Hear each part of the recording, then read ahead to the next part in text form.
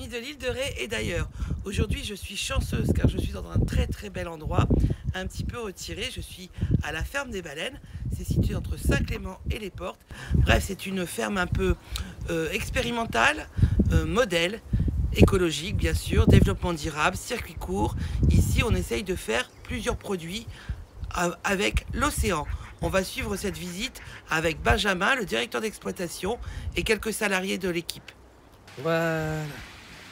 Ouais, la belle salicorne. On a des dessins de palourdes, on a des dessins d'huîtres plates et on a des dessins d'huîtres creuses. Tous les filtreurs commencent par passer leur début de vie à la ferme, ils le passent ici.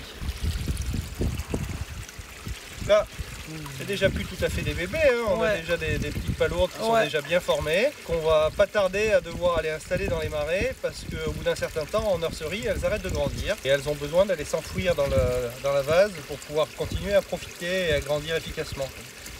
Ça a été une ferme aquacole qui a produit du bar jusqu'en 2011 et à partir de 2011 il y a eu une première faillite. Le site a été racheté avec un projet de production de pré-grossis d'huîtres. D'ailleurs on utilise une partie du matériel qui était issu de cette époque-là.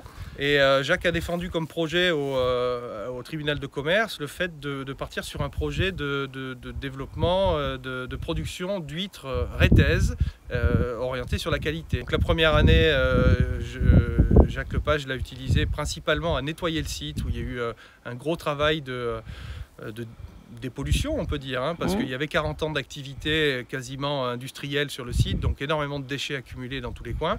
Donc on a dépassé les 200 tonnes qui ont été nettoyées pendant ces 2 premières années.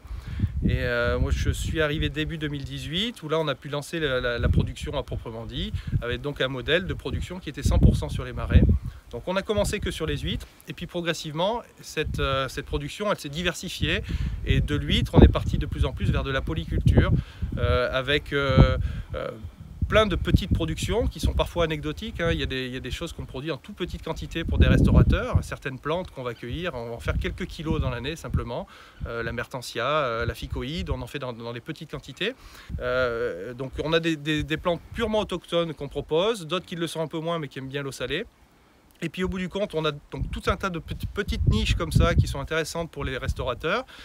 Mais on a aussi deux gros domaines, on va dire, qui sont la salicorne et les huîtres. Qui sont palourdes, crevettes impériales, huîtres plates. Et puis après, dans l'ordre des végétaux, on fait un petit peu de cornichons pour lesquels on fait des bocaux avec du masseron et avec de la salicorne. Le masseron, le poivre du marais, qu'on torréfie et qui fait donc... dont le marché augmente d'année en année avec des clients qui viennent d'un peu partout en France. Les fleurs de moutarde, les feuilles d'aubione, les feuilles d'astère maritime, les feuilles de soude maritime. Bon, alors là on est sur le tri des huîtres qui sortent des lanternes japonaises. Donc c'est la fin du stade de pré-grossissement. Et on va procéder à un tri, donc on commence par vider toutes ces lanternes et puis elles vont être après amenées au crible où on va pouvoir les répartir par taille. Les plus grosses vont partir dans les marais pour un stade final d'affinage et pour pouvoir après être commercialisées. Et les plus petites vont repartir dans les lanternes japonaises avec des densités plus petites pour qu'elles puissent bien s'épanouir. Celles-là sont déjà pas loin d'être du numéro 5, hein. On est sur des huîtres qui sont à 25 grammes, le numéro 5 ça commence à 30 grammes. Donc là quand elles vont avoir passé quelques semaines en marais, elles vont être à une taille suffisante pour pouvoir être commercialisées sur des petites huîtres apéritives, on va dire, petites huîtres numéro 5. Alors voilà les lanternes japonaises. C'est des immeubles à huîtres en quelque sorte, hein. C'est-à-dire qu'il y a des étages. On met des densités qui sont assez faibles sur chaque étage, ce qui leur permet de bien pouvoir s'épanouir. Mais malgré tout, même si elles sont à des densités faibles, il y en a qui poussent vite et d'autres qui poussent moins vite, en fonction des étages, de la quantité de nourriture, de phytoplancton qui est disponible, qui est plutôt plus importante à la proximité de l'eau qu'en profondeur. Elles sont immergées dans des marais où on dispose ici d'une grosse profondeur, parce que c'est des marais qui ont été... il y a fort longtemps surcreusé, quelque chose qui ne se fait plus aujourd'hui et c'est très bien. Mais du coup ici on dispose sur le site de la ferme de marais qui ont une profondeur de 4 mètres, ce qui est rarissime à l'échelle de la façade atlantique.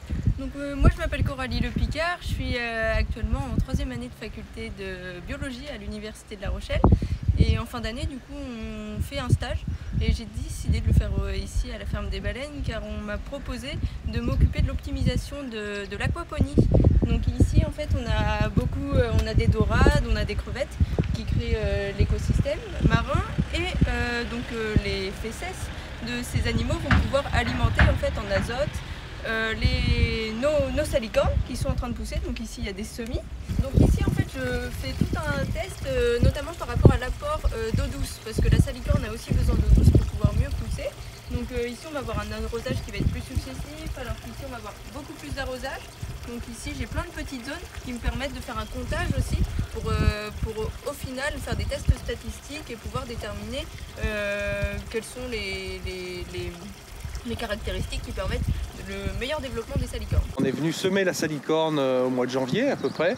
Après on a récolté les graines à l'automne, on les a fait sécher, on les a préparées, etc. Et puis on est venu semer au mois de janvier. Et puis là, elle commence à monter doucement. C'est pour ça qu'on attendait vraiment la pluie, parce qu'elle avait besoin de ça pour repartir bien comme il faut.